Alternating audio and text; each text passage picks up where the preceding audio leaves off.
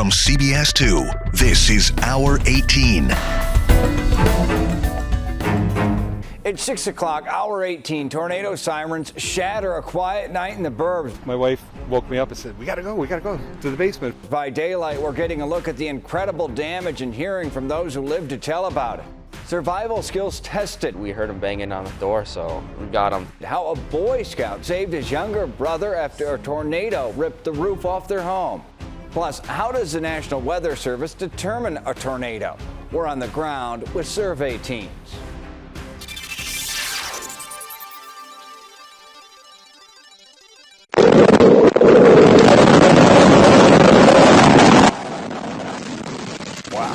A Naperville homeowner's camera capturing the intensity of last night's tornado. Listen to those winds exceeding 140 miles per hour. And this is the result. Devastation from Naperville to Darien tonight. CBS 2 drone flying over some of the worst of the damage today. At least 130 homes damaged in Naperville alone, 22 destroyed. Hard to believe there was not more serious injuries, and all 14 hurt, 2 still in the hospital. Another bird's eye view from Chopper 2 live on Woodridge. Dozens of homes damaged here. People spending the day helping each other, cleaning up. We have team coverage tonight across the west suburbs, and meteorologist Mary Kay Kleist and Tim McGill with what we know about that tornado. But first, Megan Hickey seeing some of the worst devastation in Naperville. Megan? Right, Brad. Some people are staying with their neighbors tonight. Others at nearby hotels. Their homes are unlivable, some missing their roofs, some missing walls. Right now, some of these structures are just unable, so dangerous that you cannot venture inside to look for belongings. That siren thing that went off on the phones, if it wasn't for that, God knows what would have happened. Jim Doherty and his wife woke up a little after 11 p.m. And boom, the roof was right between us, right on the bed where I just got out of. Your roof came down. It was either my roof, there's a roof on our bed. Doherty thinks it was the side wall of his neighbor's bedroom that crashed into his room. The wall of that bedroom pulled cleanly off the house. It was pouring cold rain on us. Their arms and legs were cut up, crawling to safety. This family was scraped up too. I just hear all the glass shatter because that window broke and then the other windows in those rooms broke. It was raining into the upstairs bedroom when the tornado took a chunk out of their roof. So I can feel their hurt. Preeti Kapoor was one of several neighbors doing well-being checks and handing out food and water this afternoon. Everybody who's living in the neighborhood is so concerned and taking care and trying to help. Antoine Dodier is moving his neighbors into his house tonight, trying to help them recover in any way that he can. We'll see. They can't stay in the house, so we'll take them for as long as we have to and, just clean up, basically. As I said, I'm lucky. Lucky is a feeling shared by many neighbors here today. Some left standing in the streets and staring with awe. Coming back here and looking at it, wow. How did we all escape so easily? And I know some people didn't, escape so easily. Now, Naperville police and fire have remained on scene throughout the day. They've been directing traffic, taking donations, and helping with that cleanup. The Red Cross also opened up a shelter for residents. That is at Thomas Jefferson Junior High School, and that is in Woodridge. Megan, on the ground all day, can you measure the emotion there? I mean, is there a sense of bewilderment, or is there almost a sense of fortune? I mean, it is completely cliche, but man, it really could have been worse. Right, Brad. When we got here this morning, I think people were still in shock. There were a lot of people walking up and down the streets and really just staring in awe at what they were seeing and what they were looking at and checking on their neighbors to make sure that they were okay. But as we were talking to people, they only had a couple of scrapes and bruises, a couple people with stitches, but really realizing how lucky they were to come out the way that they did and to still have their families tonight. CBS 2 investigator Megan Hickey on the ground. Megan, our thanks. One of the worst injuries happened at this home. Hard to believe the couple inside survived. The tornado leveled the house. Volunteers came to help with cleanup this morning. Firefighters pulled the couple from the rubble last night. The fire chief says the wind actually helped save them. That rubble could have buried those folks. And the wind it looks to me like the wind took all that rubble and moved it off to the side, creating less of a weight on the individuals. couple was rushed to the hospital. She has been upgraded from critical to fair. Her husband's injuries were not life-threatening. Backyards in Naperville littered with tree branches. A tornado that touched down there near 77th and Worley took down dozens of trees, either splintering trunks or uprooting them altogether. Fortunately, cleanup and construction crews were also quickly able to pick up that debris and to repair damaged roof and siding on homes. Some of the damage out of the Darien shows how oddly specific the damage can be. The tornado sheared the entire back of this townhouse, even stripped the cover from the electrical socket, but clothes still hanging in the closet. And the house next door, pretty much unscathed. City leaders tell us no one there was hurt. Live look from Chopper 2 over Woodridge tonight. Storm surveys from the damage just beginning to come in late this afternoon. With that, we turn to meteorologist Mary Kay Kleist. She's with us. Mary Kay, what do you know about the tornado's intensity? Well, we have a brand new confirmed tornado. This one in Plainfield at 11:08 yesterday. An EF0 with winds of 85 miles per hour. It started just north of downtown Plainfield, stayed on the ground for 3.2 miles and ended near Mistwood Golf Club. So that is a confirmed tornado in Plainfield. The strongest one, the EF3, we just showed you that video from Naperville to Willow Springs. That was the entire path. The estimated winds 140 miles per hour. Now, survey teams are also considering a possible tornado in northwest of Addison. They're going to be looking at that area, and they also have to go into northwest Indiana and look around the Portage area for the possibility of a tornado. Now, last night on our velocity tracker, when we were watching these warnings take place, we were seeing these couplets or these areas of extreme rotation. Here's 75th Street. Here's Worley Road. That's what we were talking about just a minute ago. Ranch View Drive, right there is Princeton Circle, where the winds made it to 140 miles per hour. And then that tornado just traveled and really spinning like a top. It doesn't go in a straight line, and moved into the Woodridge area there, where winds were even clocked at 100 miles per hour on our velocity tracker at one point. So that intensity really spinning there from Janes Avenue to Woodridge Drive at just south of 75th Street before it moved on to Darien and into Burr Ridge. But now we want to bring in meteorologist Tim McGill. He has spent the day with those survey teams from the National Weather Service. What did those meteorologists have to say, Tim? What were they looking for? Well, it's very interesting. I followed Eric Lenning. He's a meteorologist in charge of Chicago's National Weather Service in Romeoville. He was looking for clues to see just how strong the storm was today, and he found quite a few clues, as a matter of fact. This storm was the first confirmed tornado so far in northern Illinois this year. Russian ambulance box for tornado victims. Even before the first responders pleased for help last night, the forecasters at the National Weather Service office already knew this storm was going to be trouble. On our radar signature, you can see evidence that there's debris being lofted into the sky, and when you see that, you know something significant's happening, and it's really sobering. Doppler radar identified the storm as a tornado well before the survey crew even arrived here. Today it was a question of just how strong was the storm. There are at least 28 indicators the surveyor can look for, and one of them is tree damage. Many of the yards and streets of Naperville are littered with either entire trees or large branches. The way they are laid out is one of the things Eric is looking at to determine just how strong a twister it was. You can tell the damage is maybe convergent, like the path is going one direction, but all the damage is kind of deposited across the path rather than just kind of exploding out like you might expect with just a burst of wind. Eric focused on some of the worst damage in Naperville, where the storm left nothing but a foundation at this house.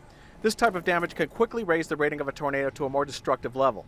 Sometimes the damage is very sporadic. Like intense damage next to something that's maybe not much at all. And so, you just try to understand how the atmosphere managed to produce something like that. Last night's storm reminds us how quickly a quiet severe weather season can turn dangerous. There's been a lot of heavy damage in Woodridge, Lyle, and Darien, all the way to northwest Indiana.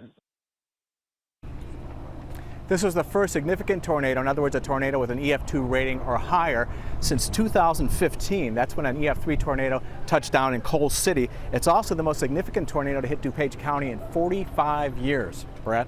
Something else. Tim McGill, thank you. Storm survey teams also going to Woodridge today, where we saw some more injuries, more damage. Tim McNicholas live in Woodridge on Woodridge Drive and Everglade Avenue with that story. Tim. Brad, Woodridge police say this tornado damaged more than 100 buildings. Just right here, it ripped the roof off 3 houses in a row. 3 people in Woodridge were taken to the hospital. We have just learned that they have all been treated and released. Remarkably, the family inside this house, they're all okay. They didn't have to go to the hospital, in part thanks to a quick-thinking high school student.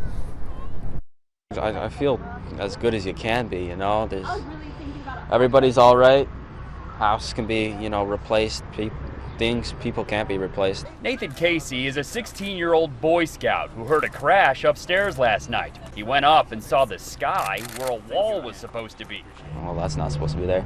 He then heard his 6-year-old brother crying and banging on a bedroom door. The door was stuck, but Nathan pushed it open and helped his brother get downstairs with the rest of the family. He woke up right when everything happened and started crying, but he couldn't get out. We heard him banging on the door, so we got him. Thankfully, it was all good from seeing what the room looks like now. They grabbed blankets and we were in the bathroom for a while. Kids are fine, and that's all that matters.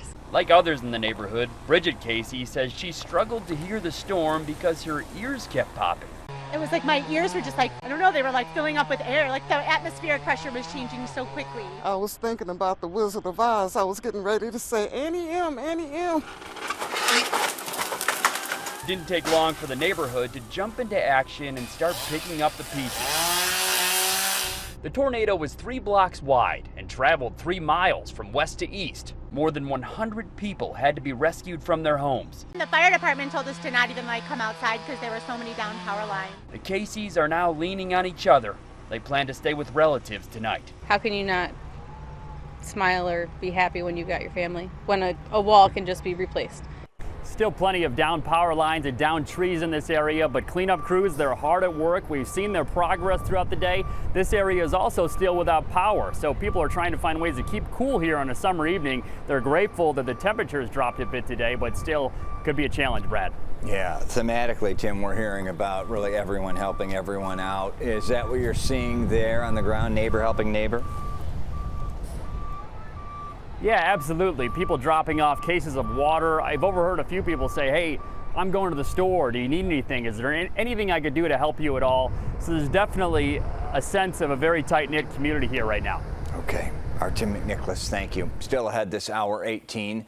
Friends remembering a promising student stabbed to death in the Loop as police narrow down the search for her killer. Still no arrest tonight after a University of Maryland student was stabbed to death in a random attack in the Loop. CBS 2's Suzanne Lamignon has the latest on the search for her killer, believed to be a homeless man.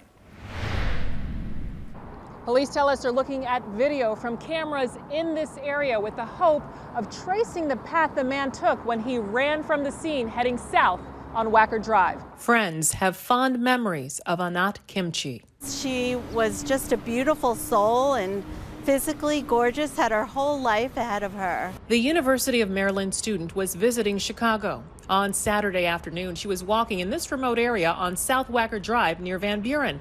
That's when police say an unknown man, believed to be homeless, came up to Kimchi and stabbed her in the back, killing her. The detectives are investigating. We still have a witness who's cooperating with us. We are seeking the identity and the eventual arrest of the person who stabbed that female. Police say a homeless encampment is near the crime scene. They believe the person who stabbed Kimchi was hiding in the bushes, then jumped out to attack her. Moments later, a call was made to 911. Person stabbed, female stabbed, as a homeless male stabbed her in the neck. She's bleeding from her neck. It's horrible and unthinkable that someone could be taking a walk, minding their own business, and be unprovoked, murdered in broad daylight and left dying on the sidewalk. The 31-year-old was a doctoral candidate at the University of Maryland in the Department of Criminology and Criminal Justice. In a statement, a spokesperson said the University of Maryland grieves the loss of Anat Kimchi, a brilliant young scholar. We offer our condolences to her friends and family during this difficult time. My heart breaks for her, and she had many friends in this community, many friends. In a statement, Kimchi's family says they're mourning her loss and they're asking for privacy at this difficult time. In the Loop, Suzanne Lamignon, CBS 2 News. Now we go to more live pictures from Chopper 2 in Woodridge. We now know 2 tornadoes touched down in our area last night. Let's bring in meteorologist Mary Kay Price. Mary Kay, thankfully, no chance for rain for the next few days. We need it dry for a while, Brad, just to let that cleanup continue. But as you mentioned, a couple of confirmed tornadoes now. The EF0 in Plainfield was on the high end, 85-mile-per-hour winds just north of downtown Plainfield last night, went about 3.2 miles and ended near Mistwood Golf Club. The strongest one was the EF3 we've been showing you in Naperville with winds between 136 and 165. Those winds were clocked at 140 miles per hour at the height of this. It started in eastern Naperville, went to Willow Springs, and traveled almost parallel here to 75th Street. But of course, tornadoes don't go in an exact straight line. That's why you see that hit or miss damage. They spin like a top and jump over certain areas, because really on this track, it jumped right over the Green Valley Forest Preserve and didn't really do anything there, and then continued through Darien, through Burr Ridge, and eventually pushing east to Willow Springs before dissipating. But before it all started, look at the pictures Bob captured. He shared them on Twitter with me. Last night between 9:15 and 9:45, he was in DeKalb County. Look at the wall cloud. That was the first evidence that we were in for a long, stormy night. This one showing the clear funnel almost making contact with the ground. Then the National Weather Service saw the signatures on radar, made the warnings, and that whole thing moved inland. And you saw the result of what happened once those tornadoes came through. So we need some dry time to help our neighbors clean up. We're going to get it here for a couple of days. There's only a small rain chance here in the middle of the week we're looking at. But tonight is nice and dry. Winds die down for us. Dew point temperatures are down because the winds are pulling out of the north and northwest. So instead of 70-degree dew points like yesterday feeding those storms, we have dew points now falling to 39 degrees in McHenry. That is dry air and cool air too. Temperatures in the 60s, near 70 degrees. Cloud cover is departing. We may clear out a little bit tonight as we go through the overnight, and we will drop into the 50s. I think the suburbs will see the mid and upper 40s in spots with dry air in place. Now there's a small chance of rain on Wednesday, mainly in the morning. We'll see highs the next 2 days in the 70s. We're hoping this ridge of high pressure is a blocking ridge. We want this dry air in place so this little disturbance Tuesday night can just break up as it moves into this drier air. So I'm hoping that the showers are just small variety around daybreak, and then they get out of the picture, leaving us with a dry afternoon, a dry night Wednesday. Thursday starts out dry, but then we watch our new system. This is our rainmaker, not Thursday morning, but in the afternoon we could have a pop-up shower or storm. It's Friday. That's the wet day that we're looking at this point for the next storm to move through. So at least, Brad, we have a few dry days here leading up to the end of the week when we expect more rain to move into the picture. Okay, thank you, Mary Kay. You'll notice something new the next time you watch a Major League Baseball game. Crackdown on sticky substances used by pitchers starts now. But will it slow down the game even more? Major League Baseball's attempt to clean up a sticky situation officially underway. Matt Zahn is here with that. Matt. Yeah, Brad, we all knew it was coming. So did all the pitchers. MLB announced a couple weeks ago that they would be cracking down basically on any substance pitchers use to enhance their grip, from sunscreen to something called spider tack.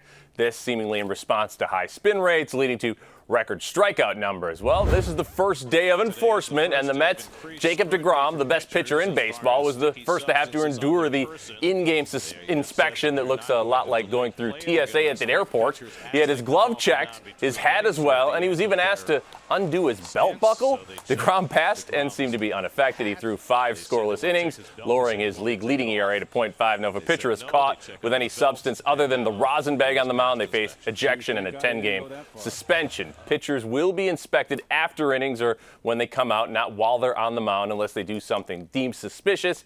Adbert Alzolay will be the first Cubs pitcher to face one of these in-game checks. He gets the start tonight against Cleveland. Brad? Okay, thank you, Matt. We'll be right back. Once the clouds clear out, it'll be a cool night. 47 degrees in Aurora, mid-50s at the lakefront, 49 Valparaiso, 50 degrees in Kankakee. We'll just have fair weather clouds tomorrow, a dry day. Brad, highs in the middle 70s. Okay, thanks, Mary Kay. On this day after Father's Day, the tornado may have cut a path of destruction through Woodridge, but a father's love and protection stayed solid. This was Jesse Wallace and his 3-month-old son, Chris, on his shoulders as they surveyed the neighborhood. Their home was among those damaged. That's our Hour 18 this Monday. Thanks for joining us. I'm Brad Edwards. We'll see you back here at 10 o'clock. Now, some images of hope from today's tornado cleanup.